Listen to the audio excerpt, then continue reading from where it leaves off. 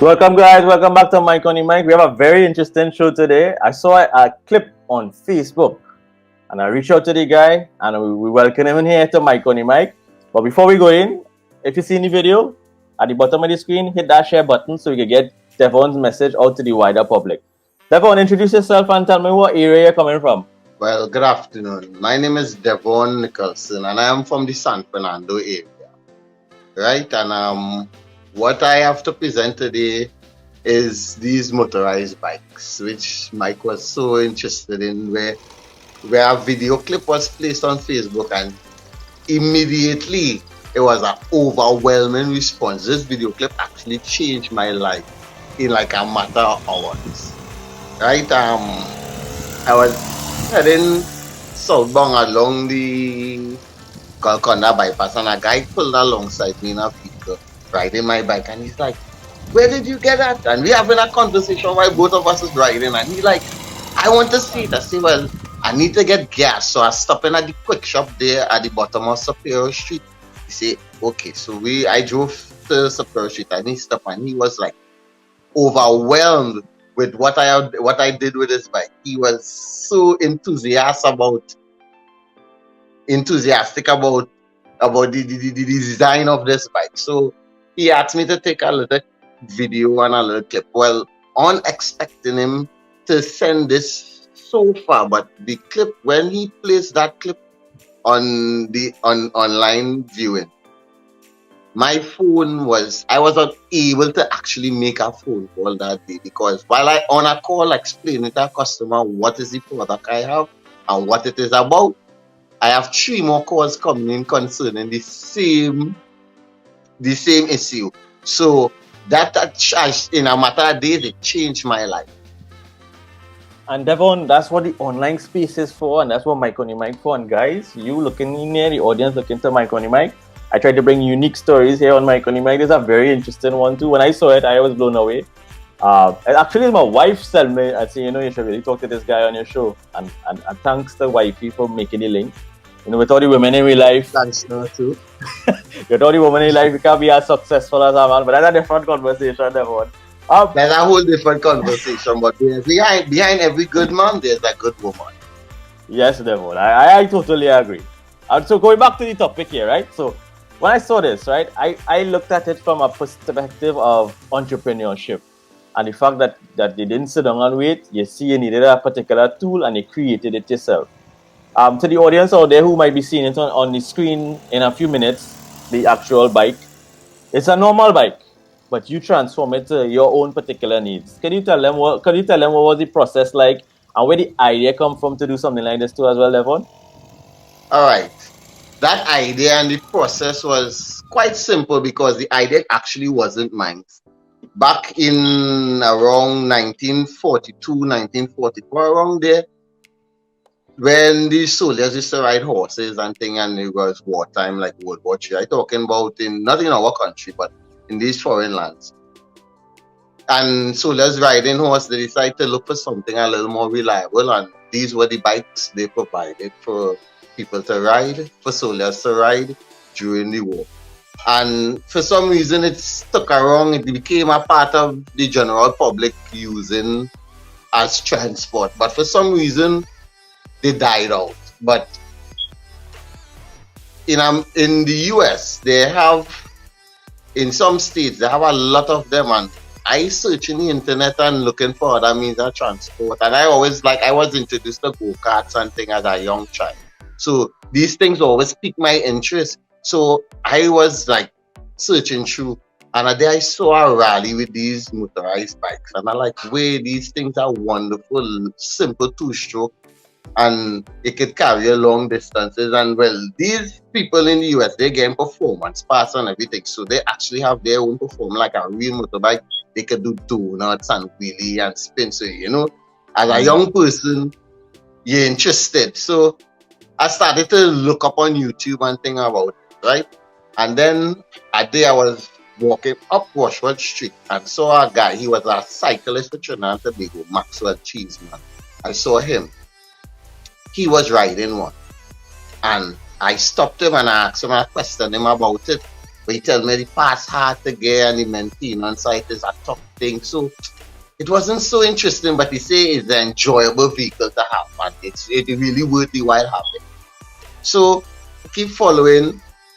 A day in about 4 years ago, I driving through Pleasanton and I saw this gentleman cleaning out his house, and I know him as a bike collector. So I saw a heap of bike in front. So I stopped my vehicle and reverse, and I call out to him, "Good afternoon, sir."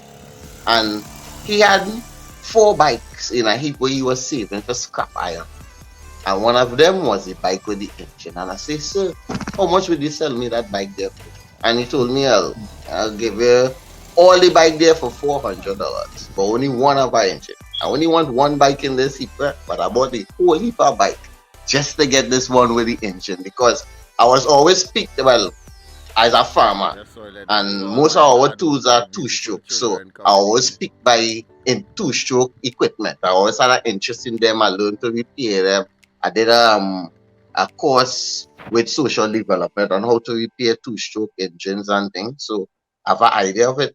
I took the engine and the bike and I cleaned it down and I started to service the engine. Unfortunately enough, with the help of those gentlemen in San Fernando on Circular Road, the Dates brothers, with the help of them, we got the engine performing and running properly. So now, while I started riding this vehicle, I became automatically a celebrity by all these children in the neighborhood. You know, other people, they keep stopping me and they question. I even became a fan of, even the police became my fans, because police started to stop me. Where get this vehicle? How is it roadworthy? Is it legal? So I started to inquire now. They sent me down an extra. I say, wait a minute, this mightn't be so legal. So I started to follow up the legalities of it in our country, right? And eventually, when I got the vehicle moving, I say, well, I had to get some parts for it, because each vehicle needs maintenance. Where I was directed to Ian Atterley. He was the ex-mayor of San Fernando. Yeah. Right. And by going by him, he sourced the parts, because he has a motorbike shop, right? And okay, there and Coruscant.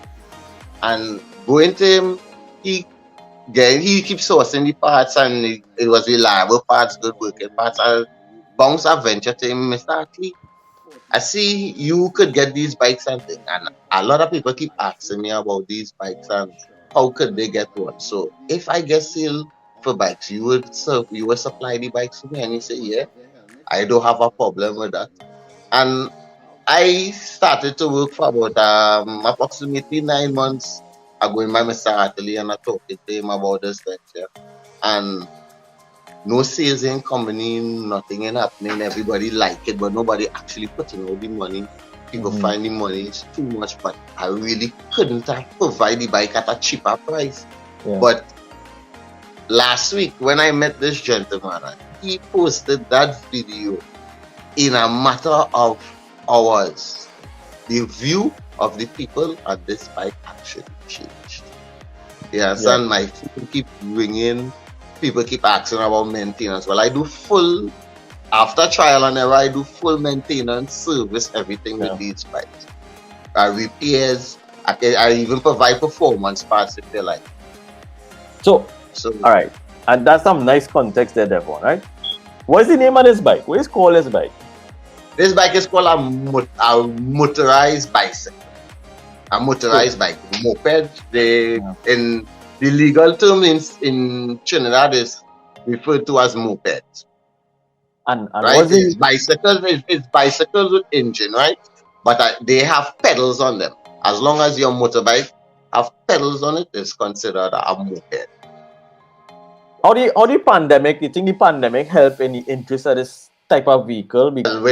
Well, in regards to the pandemic, see, is a vehicle for one individual. So socializing is one of the main ways of controlling this pandemic. So if you have a moped, you don't have to take the chance of entering a vehicle with other people who may be infected. So yes, it does give a greater interest to people seeing that they could use this vehicle as a sole occupant on the vehicle, right? But with regards to entertainment and people and spare time, in the restriction, if you have one of these bikes, you could fill your time and have yourself chilled at all times with this bike, because when I first had this bike, it had days where I rushed home from work just to sit on this bike.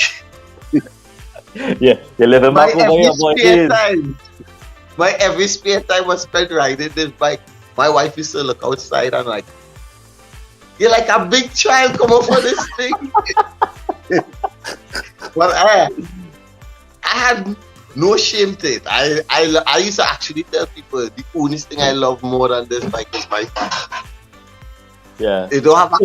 I don't have a car on the road that I would put over my bike.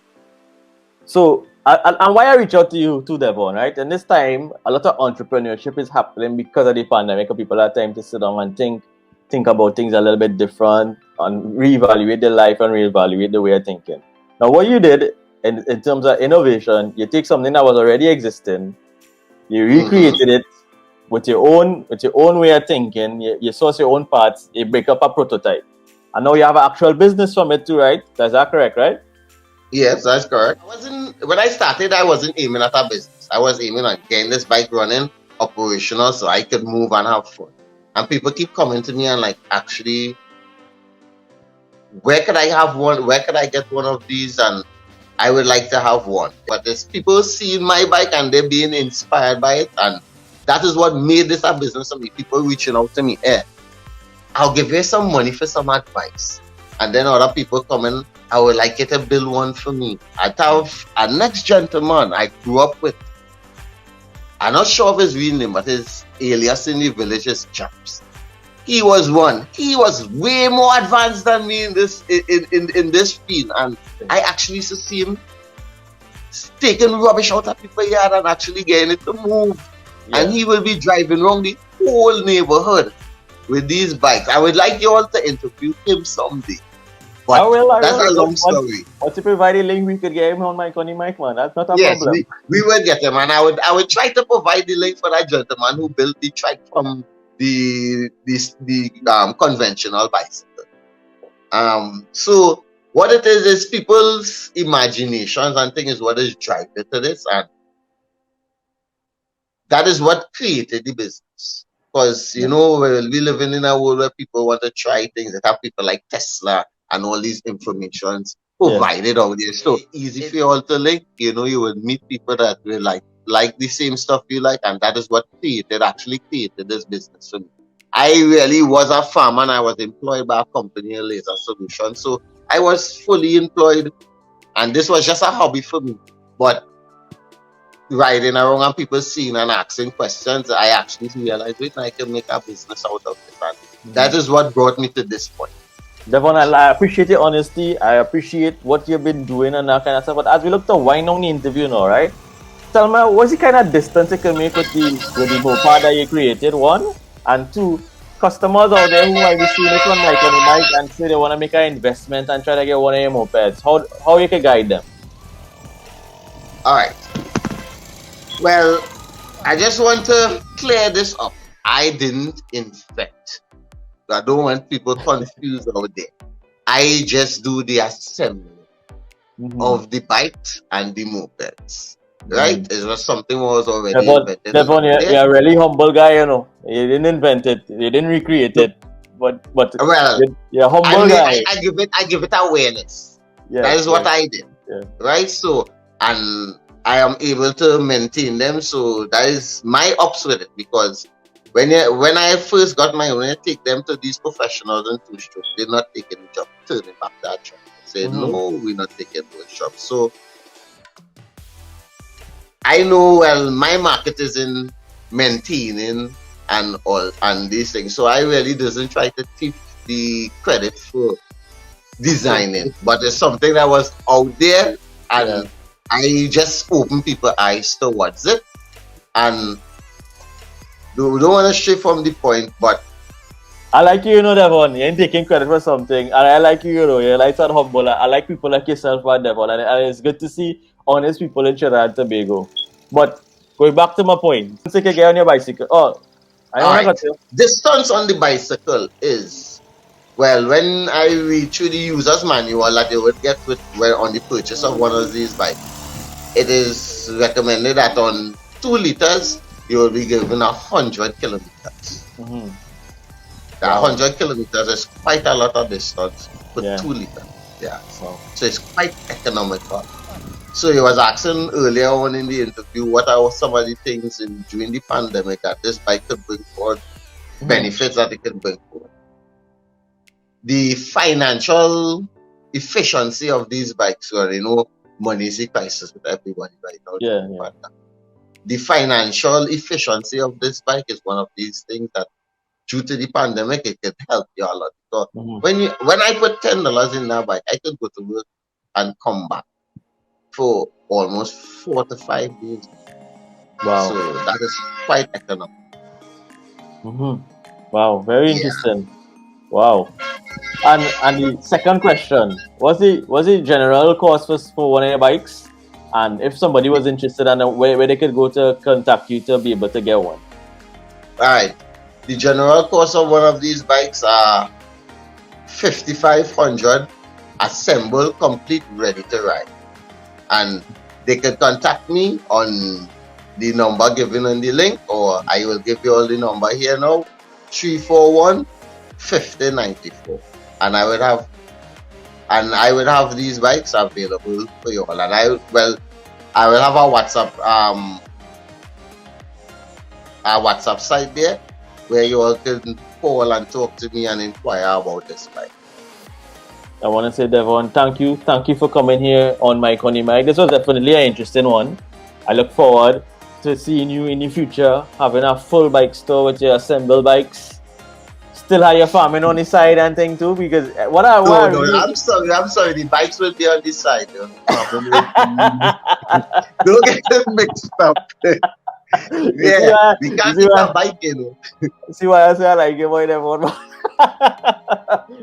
You stay grounded to your core, which is the farming. That's good to see that you're self-sustainable. And one of the other things, I really didn't want to throw this interview and things, but it have a lot of other things that I do, and one of my things that I would really like for you to help me advertise, but I really I wonder if I should say this on your air or off the air, but I will really like to pay that first before I bring this. Alright, therefore, let me give away the secret sauce. We go talk offline with that one. But I want to say thank you, Devon, for coming here on Mike on the Mic. Thank you for facilitating me to facilitate you to bring me your passion to the wider view. It was quite a pleasure being here, Michael. It was quite a pleasure for someone to actually see so much interest in me. It was quite a pleasure being here. And one thing I would like to say, the gentleman who caused this all to happen, I don't have a number for him and I don't have a former contact, but I personally would like to say thanks to him personally. So I don't know if this program will reach out to him and if he could send his number to me. The universe have an interesting way. I'm sure is a cyclical universe way. We go reach back to him. I'm sure about it. Thank you, Devon, once again for coming here on Mike on the Mic, and take care, buddy. Okay, you have a blessing. In the name of the